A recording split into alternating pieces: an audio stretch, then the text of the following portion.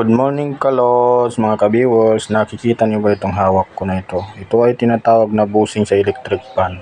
Pag ito ay magdiferensya, lalaki na yung butas niya, ay ating electric fan ay mag-overheat na. Mag-side na tong shafting niya.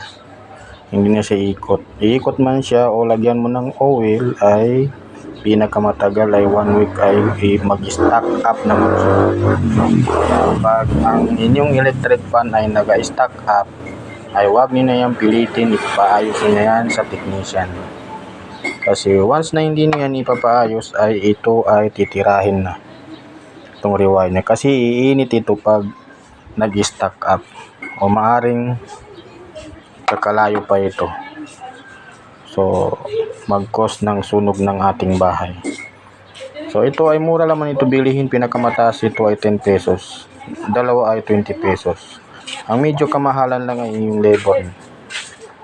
So hindi naman kayo siguro mabankrupt kung babayarin kayo ng 200 na labor.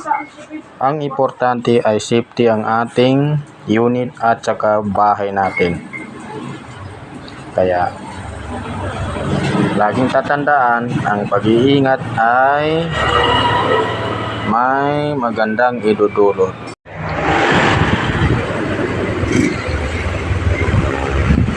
So ito na yung pinalitan ko ng bushing. So sobrang lakas niya mga guys.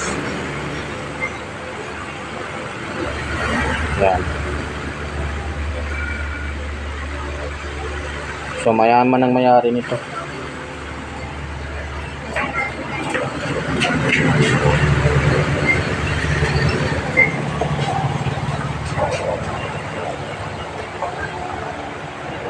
Ito ang diferensya niya.